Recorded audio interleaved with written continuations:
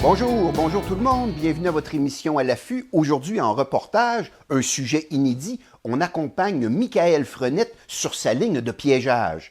Et on reçoit bien sûr Vincent Cloutier qui vient nous parler des différentes qualités de moulinet à lancer léger.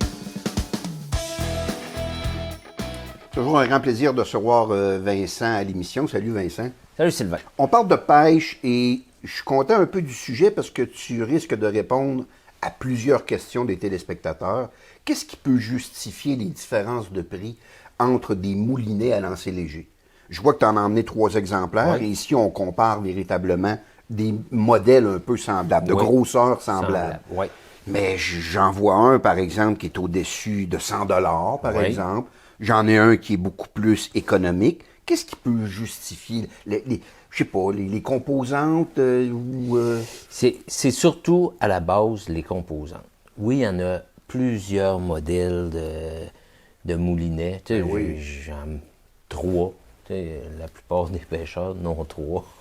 J'en ai juste amené 3 modèles. Mais à la base, c'est vraiment pas la grosseur qui fait le prix.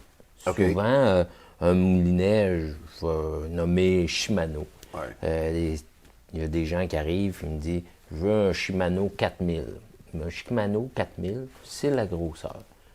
Il y en a à partir de, on va dire, 29,99, des 4000, de grosseur 4000, jusqu'à plus de 200 pièces de, on va dire, de grosseur. Mais c'est le format 4000. C'est le format 4000. C'est un genre de modèle qui ont... C'est ça, c'est la grosseur. Mais la première chose que je regarde toujours, c'est la bobine. La confection de la bobine, sur quoi on met notre fil. Modèle économique, souvent une bobine en plastique. Pour monsieur, madame, tout le monde qui va faire une fois en pisciculture, pêcher du plus petit poisson en ruisseau ou peu importe. Pêche facile ou ce qui ne vont pas mettre à l'épreuve leur équipement trop. C'est ça. Oui, on peut penser qu'à long terme, ils ne feront pas 10, 15, 20 ans avec le moulinet à cause de la conception de la bobine en plastique. Et si jamais ils trébuchent sur une roche ou ils frappent un objet dur, ils ont des chances de l'abîmer beaucoup plus rapidement. Et si ils ne font pas attention, qu'ils veulent mettre le plus de fil possible et qu'ils serrent vraiment le fil dans leurs mains quand ils bobinent, ben ils vont rapetisser le cœur, puis là, après ça, ils seront plus capables de l'enlever. Beaucoup plus fragile. OK, je te suis. Les autres bobines qu'on va appeler en aluminium, les différences, il y a beaucoup de différences, mais c'est la conception. Comme je vais donner les exemples de les 2 ici, c'est 2 bobines en aluminium. Il y en a une qui a plus de, on va dire, de trous que l'autre sur le côté. Bien, le but, c'est que ça soit moins pesant. Mais il faut que ça n'en mette pas trop de trous pour que ça reste solide.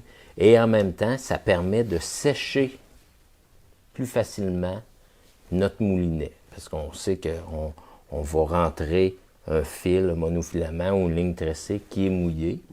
Donc, on ne veut pas, on va dire, mouiller le mécanisme au complet. Donc, notre bobine et le terme anglais, le bail, va permettre, s'il y a vraiment beaucoup d'aération, à faire sécher notre moulinet. Intéressant comme petite l'intérieur plus facilement. Et j'imagine que on parle pas d'eau salée ici qui pourrait amener de la corrosion au moulinet. Il y a certains moulinets, comme celui-là, qu'on peut dire, oui, vous pouvez, on peut penser aller à l'eau salée. Pour une raison, c'est que lorsqu'on dévisse le système, on a un joint d'étanchéité. C'est donc bien génial. Ça l'aide à ce qu'il ne rentre pas d'eau salée dans notre mécanisme. Et 2 aussi, s'il y a des saletés, ça l'empêche de rentrer des saletés dans notre mécanisme. Un genre je sais pas, un genre de joint qui empêche la pénétration d'eau, de poussière. Bonne innovation. Oui, on pourrait aller avec, on va dire, tous les moulinets à l'eau salée si vous avez une excursion à faire. Mais il faut penser à le rincer comme il faut. L'autre chose que j'aime beaucoup regarder, c'est l'anneau, La fameuse broche. la fameuse broche. J'en ai pris 3 qui sont complètement, on va dire, différentes grosseurs. Celle-là a l'air solide, hein? C'est solide. Donc, si on pense gros poisson, si on pense qu'on brosse ça dans notre embarcation, Oui. ben l'anneau est beaucoup plus grosse que si je prends cet anneau-ci. C'est vrai, à l'œil, on le voit très bien. À l'œil, on le voit. On voit que celle-là semble plus fragile Oui. comparativement à la dernière que tu m'as montrée, qui a l'air vraiment solide, qu'on peut comme déposer le moulinet avec la canne sans risquer de l'abîmer. Oui. Oui, on parle de moulinet près de 200 $. Là. OK, je On te parle d'un suis là. moulinet près de 200 $. Comme ils ont certaines compagnies aussi ont fait un système parce que quand tu ramènes ton poisson, ton moulinet a tendance à travailler de côté. Il y en a qui ont vraiment fait un mécanisme carbone ici pour que ton moulinet reste en ligne droite. Avec ton fil. Donc, si on travaille beaucoup avec un poisson, qu'on a un dur combat, puis que notre moulinet a toujours tendance à faire ça, si on pense long terme aussi, bien, si on finit notre journée ou notre saison, que notre moulinet, il n'est plus en ligne, on va dire, avec nos anneaux, qui est plus de côté, on va avoir des lancers un petit peu moins loin. Il faut toujours penser lancer. OK. Des points intéressants. Hein? Un autre point qui est intéressant, c'est dans la bobine toujours. Je regarde beaucoup la bobine parce que on va dire les bearings Ouais. qu'il y a à l'intérieur, il y en a la plupart tous des bearings. 1 à 8, 10, on en voit, des fois c'est de la publicité, mais c'est la qualité. C'est dur de voir la qualité du C'est ça. du Habituellement, bearing. on fait tourner le moulinet, voir s'il y a une douceur de Oui. roulement, mais après ça, on se soucie peu de ça. C'est ça. Il y a certaines bobines qui ont, on va dire, un caoutchouc qui fait le tour de la bobine. La raison, c'est que notre fil n'a pas tendance à glisser dessus. Si on fait notre nœud qui est pas assez serré, ça va tourner. Surtout la ligne tressée qu'il faut faire attention. Bon, ben, amis pêcheurs, c'est plein de petits détails lors de l'achat de vos moulinets. Merci beaucoup, Vincent, d'avoir plaisir. attiré notre attention sur certains petits détails qui ne sont sûrement pas tombés dans l'oreille d'un sourd. Merci.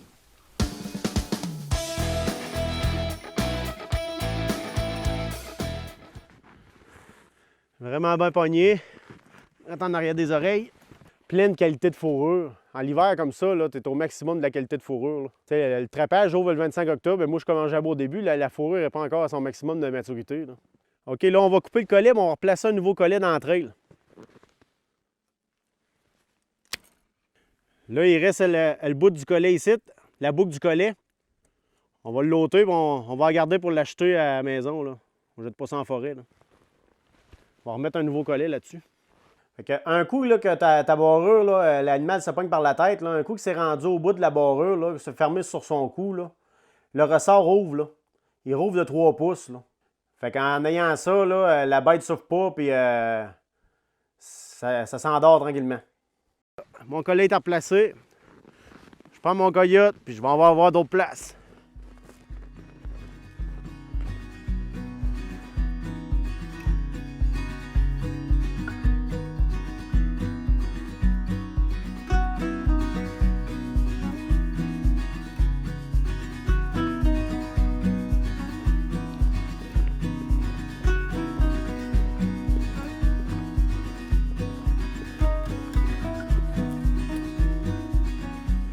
On a un de pogné ici.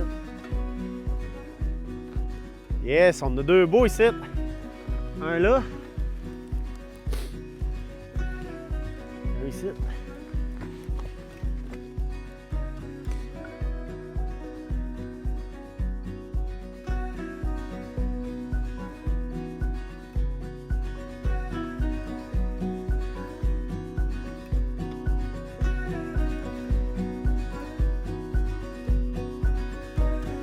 Ah, on a pogné 2 beaux renards dans nos collets à coyote. C'est sûr qu'on pogne des renards beaucoup, là, mais on vise plus le coyote, mais pas le choix, ça se pogne dans les mêmes collets. Puis il faut pogner beaucoup de coyotes pour aider à la population de chevreuils, parce que les hivers comme on a là, les coyotes sont tout le temps en arrière des chevreuils. Là. Fait qu'on va les aider un peu. En même temps, on pogne des beaux renards. Ouais, c'est important d'avoir des bons collets. Avec des bons collets, là, on fait des belles captures, là. Puis les bêtes souffrent pas, là. Ça, là, il est au bout du collet, là. Il n'est pas souffert, ce renard-là, là. Pour faire des belles prises de même, là, ça prend des bons collets. Les meilleurs collets de ce temps-ci sur le marché, là, c'est les barrures mini-cam dentelées avec un essouk puis le ressort steigneux. Le essouk sert pour libérer les chevreuils pris par la patte arrière. Puis quand tu pognes ton coyote ou ton renard, il arrive au bout du collet, ta barrure à bord et le ressort steigneux ouvre de 3 pouces. Fait que je vous laisse vous imaginer qu'est-ce qui se passe après, là.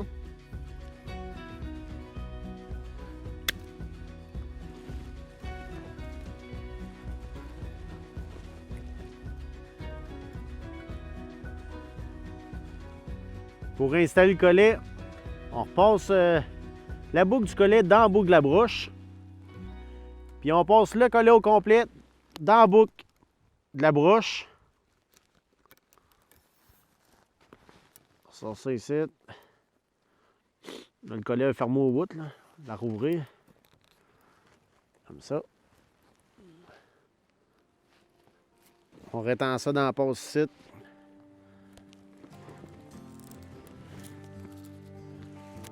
On met des petites branches pour forcer le coyote à passer exactement où le collet y est.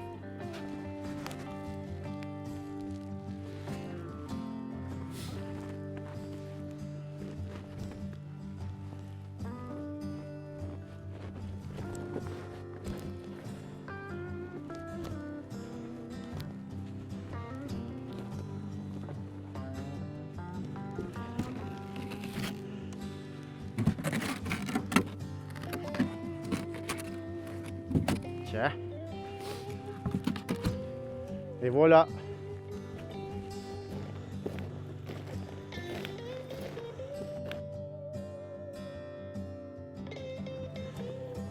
Yes, on a un autre site. Ah, il est beau. Il est bien pris, tout. L'efficacité des collets modernes. Voyez-vous le collet où est-ce qu'il est? Direct en arrière des oreilles. Plus qu'il est loin dans le cou, plus ça va prendre le temps que le coyote meurt. Là, ici, là, il n'a pas brassé. Là. Il a fait un tour là, puis il est mort direct. Avec la fourrure de coyote, on peut se faire des collets pour mettre sur nos capuchons de manteau. Sinon, on peut se faire des belles mitaines, un caisse de poêle. Avec ça, là, t'as jamais fret. Caisse de poêle, c'est un coyote que j'avais pogné avec un de mes chums, puis on a fait faire des chapeaux de même, puis ça nous laisse un petit souvenir de ça. Ouais, comme là, c'est bien gelé, on va ramener ça dans le garage, faire dégeler ça. Ça va prendre à peu près 4 jours de geler la bête. Après ça, on va l'écorcher, enlever la fourrure. Je vais le dégraisser, puis on va le faire sécher. Puis ensuite, il va être prêt à vendre. Moi, pour installer mes collets, là, je prends de la broche numéro 9. Je la coupe à 6 pieds de long. Puis je la mets à peu près à 5-6 pieds dans les airs pour que l'animal puisse aller s'étrangler autour d'un autre arbre, s'enrouler autour d'un autre arbre. Fait comme ça, on a des belles captures, puis ça meurt rapidement. Bon, je vais prendre mon bout de broche de 6 pieds. Broche numéro 9. Je vais attacher ça après cet arbre-là. Là, je fais un tour. Et je viens me rattacher de même.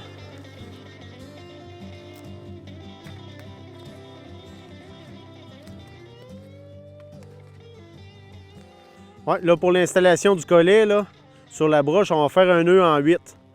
Le nœud en 8, on rentre la boucle de la broche dans la boucle du collet. Puis après ça, on repasse le collet au complet dans la boucle de la broche. Après ça, on tire ça, puis ça fait un beau nœud en 8. Fait que c'est sûr que ça ne démange pas comme ça.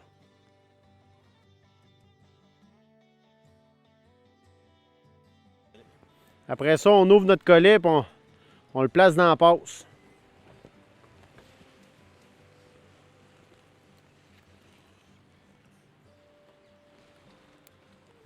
Oh, il est refermé.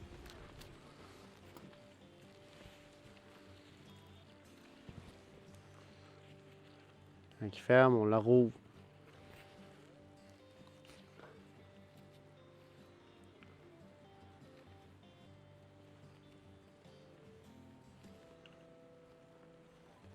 Juste comme ça. Le collet est installé.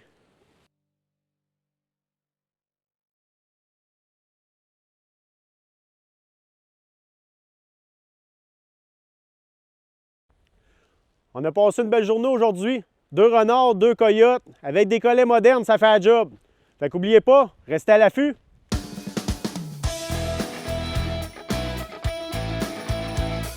Encore une fois, votre émission à l'affût est une émission pleine de surprises. On vous parle de trapage, le piégeage des animaux à fourrure, ce sujet quelquefois controversé. On sait que le prix des fourrures maintenant est à la baisse, c'est moins populaire qu'à une certaine époque, mais il reste toujours des maniaques dans l'industrie qui font en sorte qu'ils continuent de participer et de pratiquer cette activité-là, qui est très importante dans notre environnement. Oui. Et je suis piégeur moi-même. Je suis content d'avoir Vincent qui vienne en discuter avec moi parce qu'il est piégeur lui aussi. Donc, c'est le fun de voir et je trouve ça rafraîchissant de voir qu'il y a encore des jeunes maniaques comme Michael dans le reportage qui continuent à pratiquer cette activité-là, même une activité familiale. Il amène ses enfants avec amène lui. ses enfants. Michael, je le connais, ça fait longtemps. Je pense qu'il avait 12-13 ans quand il a commencé attraper les animaux à fourrure. Il suivait d'autres personnes.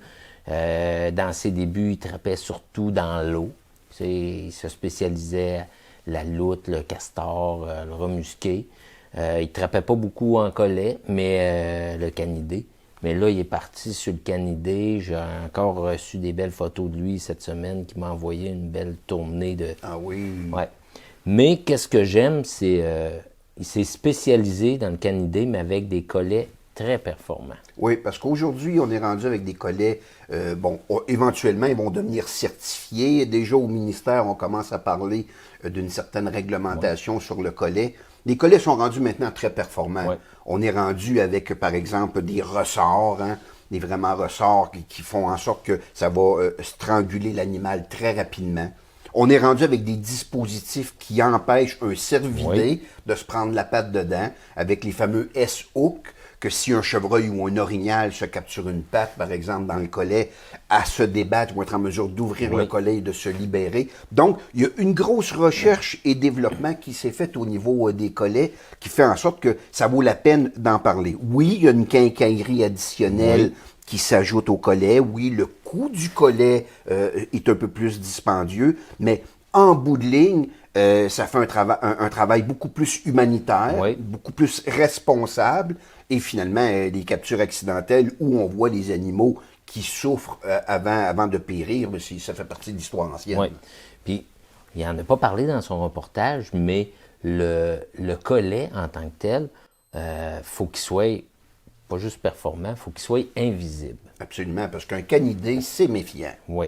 Ils ont l'odorat, il faut faire attention à nos odeurs. Lorsqu'on achète, les gros trappeurs, on va dire comme Michael, font le propre collet. Oui. Mais sur le marché, il y a déjà des collets qui sont déjà faits. Il y en a qui achètent un collet comme ça, qui sort du magasin, puis qui dit « Moi, j'ai pas besoin de le traiter » ou que il sait exactement où ce qui va passer. Il peut en prendre. Mais un collet pas traité, qu'on a touché avec nos mains, qu'on a mis des odeurs, les chances sont pas là pour prendre du canidé. Et en plus, il est visible. Tu vois que le métal est neuf, tu vois que cet argent-là, il est luisant. Oui. Donc, un animal méfiant, là, il va le voir. Oui, il va le voir.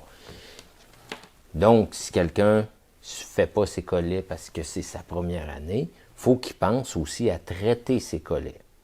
Donc, il y a plusieurs façons de les traiter. Il y a des produits sur le marché, traités noirs, traités bruns, pour traiter nos collets. OK, donc tu peux lui donner la teinte que tu veux. Oui. Dépendamment si tu mets un collet sur la neige ou sur un sol complètement dénudé. Fait on achète la poudre qu'on met à l'eau, qu'on fait bouillir nos collets pour enlever, on va dire, le lustré de notre collet. OK. Et en même temps, il faut faire vraiment attention à nos odeurs. Il s'en vend aussi sur le marché qui sont déjà traités. Oui, ils sont déjà toutes noires. Ils sont déjà toutes noires.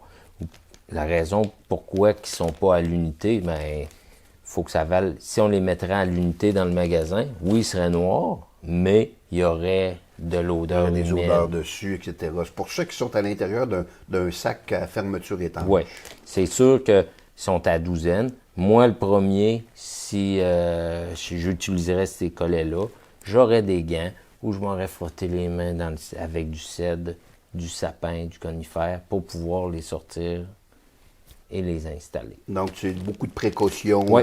En fonction d'un animal qui est méfiant.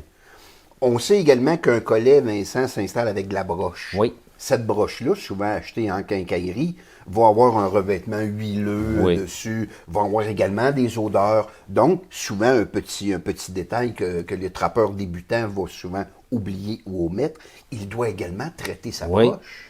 le traité. Il y en a qui installent le broche et le collet au printemps, les accrochent plus haut dans l'arbre pour pas prendre de gibier. Et il y a tout l'été, on va dire l'été, le printemps, même une partie d'automne, avant d'installer le collet, qui prennent l'odeur déjà dans la forêt. Ah oui, c'est un bon truc parce que la loi dit que si ton installation n'est pas comme fonctionnelle, tu n'es pas en activité de piégeage. C'est ça. Donc on peut laisser un piège fermé en forêt, comme on peut laisser un collet fermé Oui. en forêt, pour l'animal même va s'accoutumer peut-être à le voir, puis finalement il va l'oublier, puis il va devenir fonctionnel à la première journée. C'est sûr que le canidé, c'est quelque chose de spécial à faire. Il faut avoir de l'expérience. Essai et erreur. Essai-erreur pour faire on va l'appeler de même, une ronde de trappe comme Michael a fait, de quelques coyotes, quelques renards. Ben, ça prend de l'expérience, puis il fait attention à ses odeurs. Puis il le fait, on va le dire, à l'ancienne méthode, avec ses raquettes, son traîneau. Très intéressant. En tout cas, j'espère que ça vous a plu et que ça vous a donné un peu le goût aux jeunes et aux moins jeunes, un peu d'aller jouer à l'extérieur et de tenter de leurrer des animaux quelquefois très méfiants. Un collet, maintenant, un collet moderne, Oui. fonctionnel, peut faire toute la différence et ça enlève la prédation à nos animaux préférés. Merci beaucoup, Vincent, plaisir, pour merci. ton intervention.